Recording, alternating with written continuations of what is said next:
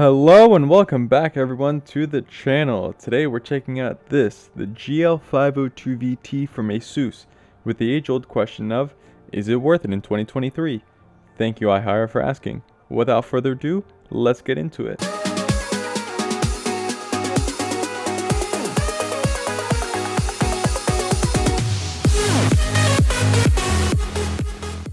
So I did review this laptop back in 2019, being the first video on my channel. Although looking back at it now, I did miss a few things that I will be covering this time around. So let's start with the unboxing. We have the laptop, which is made of aluminum and plastic. Comes in this polyester type bag, and then we get the charging brick, and that's pretty much about it. So let's check out the laptop. On the front side, we have 3 LEDs: power, charging, and drive usage. On the left side, we have the DC in, a full-size Ethernet, a mini DisplayPort, full-size HDMI, a USB-A 3.0, and a USB 3.1 Gen 2.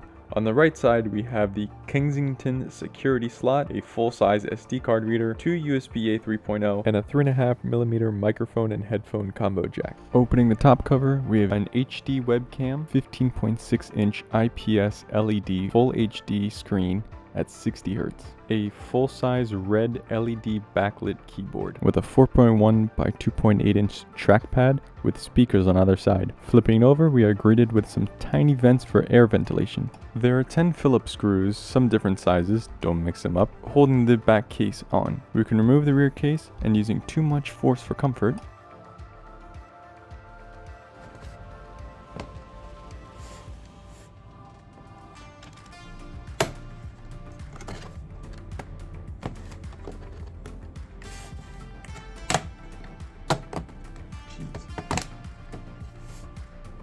we are greeted with the internals.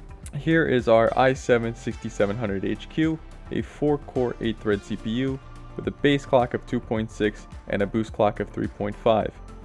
Here's our GTX 970M with 3 gigs of GDDR5. Our RAM is a single stick of 8 gigs with 4 soldered to the motherboard, so an interesting way of dual channel.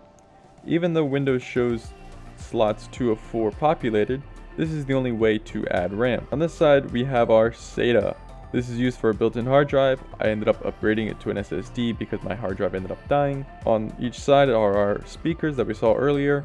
And then here we have our M.2. This 2280 port can fit NVMe and SATA SSDs. Now let's move on to testing. First up is our battery testing. So again, disclaimer, your numbers will vary. So the only battery test I was able to do was just basic usage, no gaming or anything. Between Linux and Windows, Linux was a little bit harder to game on, so we ended up not doing any of those tests. So everything moving forward is just Windows. So you're probably going to get better, maybe worse, depending on how everything is set up for your battery life.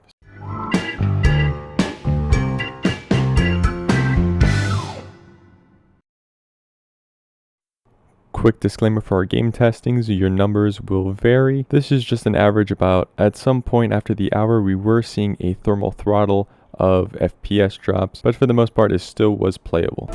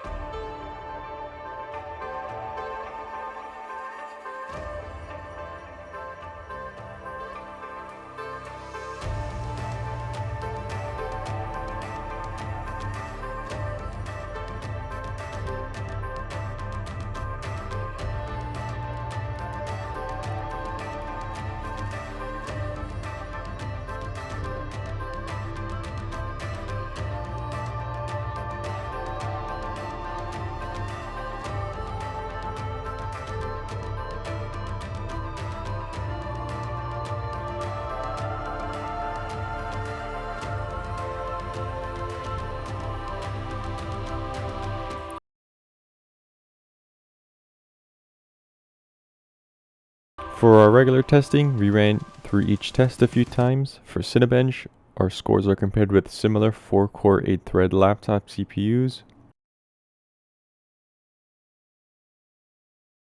For Heaven, it's just our basic GPU tests on low, medium, and high.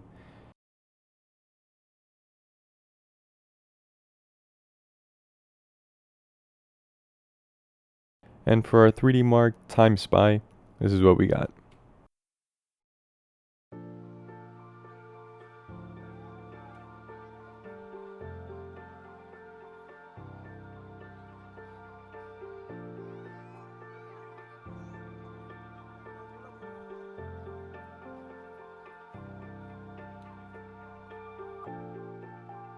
After all this, now is the reasoning for this video. Is this laptop worth it in 2023? Let's first take a look at some laptops that I found on Amazon to actually compare against our baseline of this Asus GL502VT.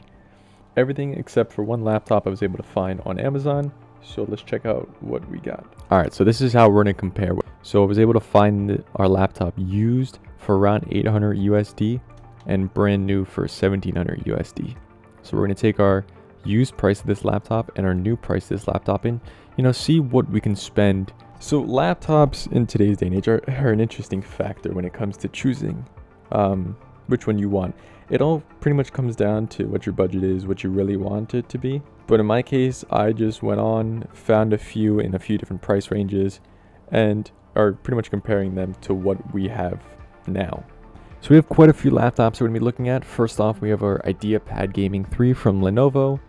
It has a GTX 1650 and a Ryzen 5 5600H. We're going to bring up all the specs of all these laptops at the end. Next up, we have our Asus TUF Gaming. This has a 1650 Ti and an i5 10300H. Following this is on Newegg. We found our Acer Nitro 5, has an i5 12500H and a RTX 4050. So we did go up a little bit in price. And then we have our Asus ROG Strix G15. This is the 2021 version. And it has a Ryzen 9 5900HX and a Radeon RX 6800M. This one is our Zephyrus G15. It's a 15.6 inch 65 Hz 2K laptop. Has a Ryzen 9 5900HS and an RTX 3060. Here's the standpoint that we need. Here is a nice little chart which has every single laptop. Straight up spec comparison. I highlighted any key differences in standing order of the one's choices. Again, not saying that these are the only choices in the laptop, but overall, we're just going to compare ones I found and pick the best of them all. Here are our more kind of budget laptops. I mean, our Asus laptop that we're using for comparison does go up to $1,700 and was probably $1,700 MSRP back in 2015, 2016. Not saying that this is the only budget laptop we can go with, but for what it is, I would go for the Idea Gaming Pad 3.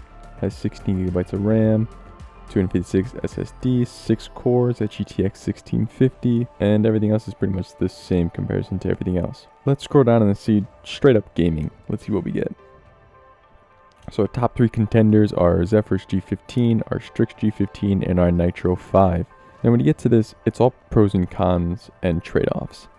Now we can get a better CPU and better RAM, but we're going to miss out on, let's say, a SSD or a better display.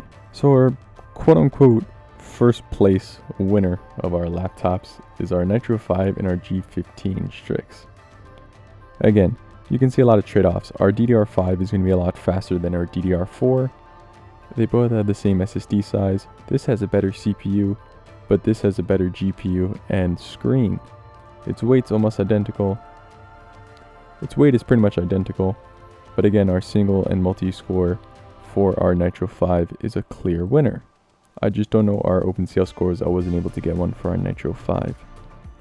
So for $1,000 USD, this Nitro 5 seems like a pretty great deal.